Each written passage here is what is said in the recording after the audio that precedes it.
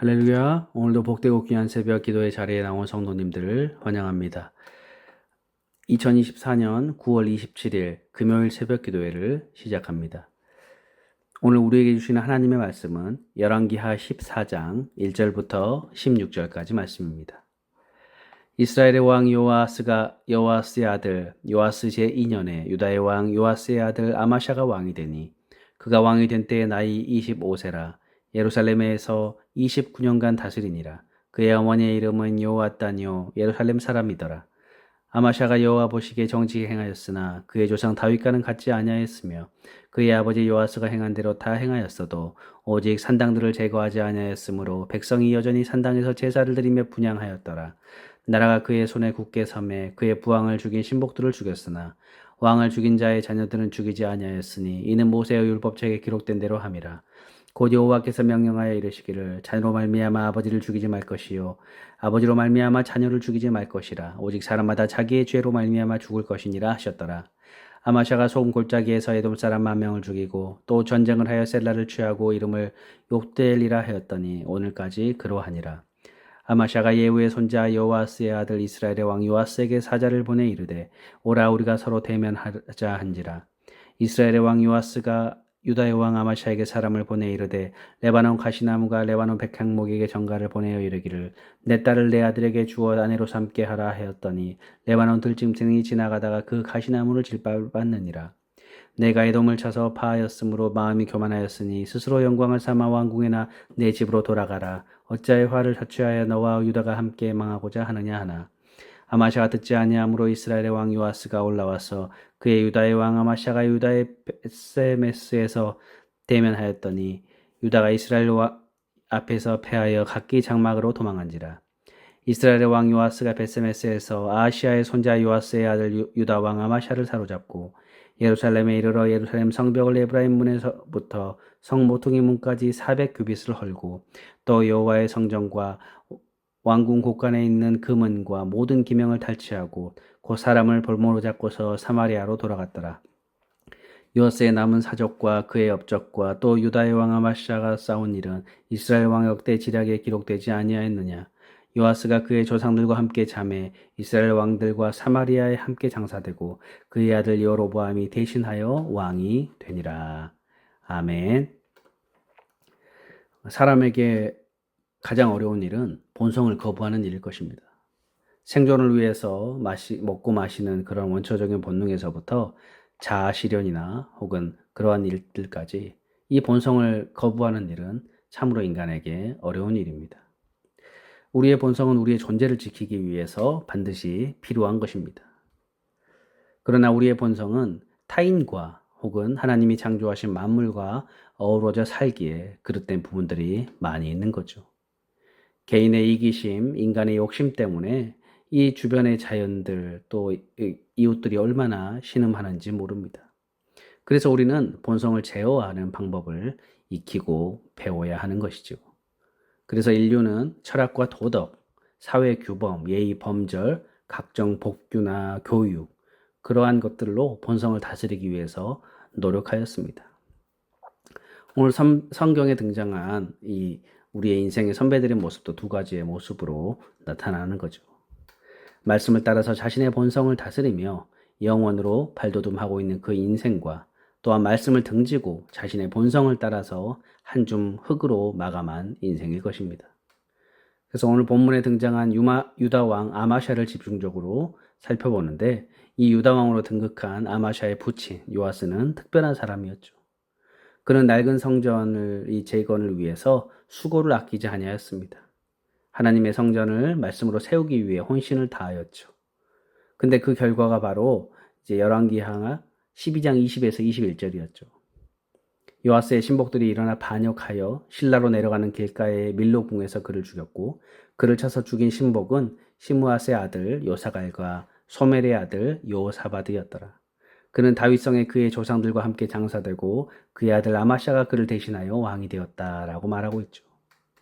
요아스는 하나님의 말씀을 따랐고 신복들은 자기 본성을 따라서 또 이의 득실을 따졌습니다. 그리고 끝내는 쿠데타로 그 삶을 마감하였던 것입니다. 요아스는 자신의 목숨을 성전 리뉴얼의 대가로 지불하였습니다. 아버지를 이어서 왕위에 오른 아마샤는 부왕을 살해한 역적을 처단하는 거죠. 자식된 도리로서 왕권을 쥔 사람으로 이 역적의 3대를 멸하며 뿌리를 뽑는 일이 당연했을 것입니다. 그런데 아마샤는 본성을 거부합니다. 하나님의 말씀, 바로 율법이 이것을 허락하지 않았기 때문입니다. 오늘 본문 5절, 6절 말씀이죠. 율법의 정신은 부모로부터 이 죄로부터 자녀들을 보호하고 또 이 한 일가를 보호하면서 새로운 기회를 주고 있습니다. 아마샤는 이것을 존중하였던 것이죠. 자신 안에 있는 분노의 본성을 말씀으로 이겨내고 있는 것입니다. 그런데 이 본성과의 전쟁은 한 번으로 끝나는 것이 아니죠. 바로 이 본성의 공격은 끊임없이 교묘해지고 집요해지고 강력해집니다. 아마샤는 숙적인 에돔과의 전투를 앞두고 역대하 25장에 상생이 기록되어 있듯이 정예군 30만 명을 징집하여서도 이를 부족하다고 판단하여서 은 100달란트를 지불하고 용병 10만 명을 고용하여 막강한 군사력을 갖추게 됩니다. 그는 하나님을 신뢰하기보다는 집권 초기에 군사력으로 결집을 하고 있는 거죠. 힘을 보여주고 싶었을 것입니다. 하나님의 사람의 만류가 있었지만 자기의 욕망으로 모았던 군사력을 내세워서 대에돔전에서 승리를 거머쥐게 됩니다. 여세를 몰아서 정략 결혼으로 회유하며 동시에 군사적으로 북이스라엘을 압박하고 있습니다. 하나님의 말씀과 경고에도 아랑곳하지 않고 그는 본성을 따라 행동하였고 그 결과를 10절에서 12절까지 말하고 있죠. 네가 에돔을 쳐서 파하였으므로 마음이 교만하였으니 스스로 영광을 삼아 왕국이나 내 집으로 돌아가라. 어찌하여 화를 자취하여 너와 유다가 함께 망하고자 하느냐 얘기하고 있죠. 북이스라엘의 요아스 왕은 유다 아마샤 왕의 마음을 꿰뚫어 보았습니다. 하나님의 마음이 없는 상태가 바로 교만인 거죠. 이 아마샤를 사로잡게 되는 거죠. 교만한 사람은 하나님의 말씀에 들리지 않을 뿐더러 순종할 수가 없는 것입니다. 왜 이렇게 비참한 결과가 나타나게 된 겁니까? 역대하 25장 2절은 한 줄로 이 상황을 정리하였는데 그가 주님이 보시기에 올바른 일을 했지만 마음을 다하여 하지 않았다라고 성경은 말하고 있습니다. 아마샤는 집권 초기에 하나님의 말씀을 따랐습니다. 그러나 마음을 다하지 않는 선택이었습니다. 그의 진심을 다하지 않았고 하나님은 이것을 알고 계셨고 또 그의 본성도 그를 잘 알고 있었기 때문에 파멸로 이끌며 호시탐탐 기회를 노리고 있었던 것이죠. 사랑하는 성도 여러분, 우리는 하나님의 말씀 앞에 우리의 본성과 실체가 드러나게 됩니다. 말씀을 깊이 알고 하나님에 대해서 더 깊이 알면 알수록 우리 자신의 모습도 깊이 알게 됩니다. 지금 이 시대의 문제가 무엇입니까? 교육이 부족한 것입니까? 다른 것이 아닙니다. 오직 주님의 말씀, 하나님의 말씀을 잃어버린 것이 문제이고 또 그 말씀을 맡은 성도들이 하나님 말씀 앞에 반응하지 않는 것이 문제입니다. 많은 이스라엘 왕들이 산당을 제거하지 않았습니다. 그 이유가 무엇이었습니까? 자기 신앙을 만족시키는 바알 신앙의 편의성을 전 이스라엘이 원했기 때문입니다. 인간의 본성을 만족시켰던 이 바알 신앙은 인류가 만들어낼 수 있는 가장 멋진 신앙처럼 보였기 때문입니다. 이스라엘 왕과 백성의 삶을 이 바알 신앙 때문에 비참하게 되어졌고 또 우리의 삶도 여전히 21세기의 바알 신앙으로 인하여서 흔들리게 되는 것입니다. 성도 여러분, 우리가 죄로부터 우리의 가족들을 보호하고 우리 교회를 보호하기 위한 것은 바로 이 하나님이 주신 이 율법의 정신, 또 우리에게 새로운 기회를 주신 이 복음으로 말미암아 우리에게 희망과 소망을 붙들게 됩니다.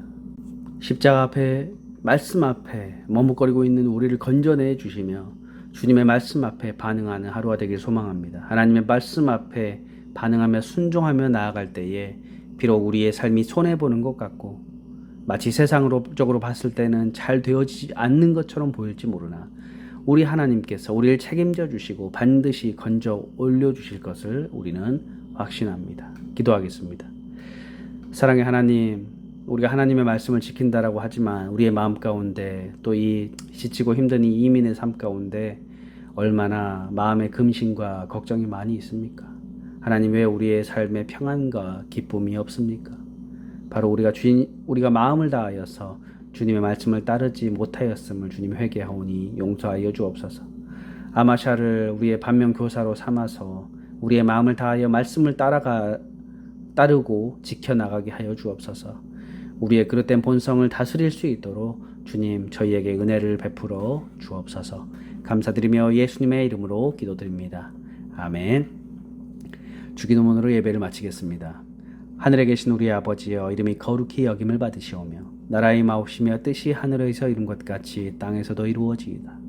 오늘날 우리에게 일용할 양식을 주옵시고 우리가 우리에게 죄진 자를 사하여 준 것 같이 우리 죄를 사하여 주옵시고 우리를 시험에 들게 마옵시고 다만 악에서 구하옵소서.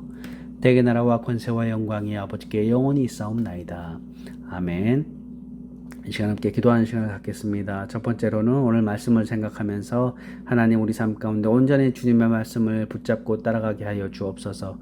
우리의 죄성과 본성에 의해서 이끌려지는 삶이 아니라 오직 십자가와 복음 앞에, 말씀 앞에 순종함으로 하나님께서 우리의 삶에 선장되어 주시고 하나님의 인도하심 따라 살아가는 삶이 되게 해달라고 기도하시고, 두 번째, 우리 갈보리 교회와 우리의 교우들, 또 우리 예배를 위해서, 또 우리의 가정과 자녀를 위해서, 또 주변의 많은 이들을 위해서 함께 이 시간 기도하겠습니다.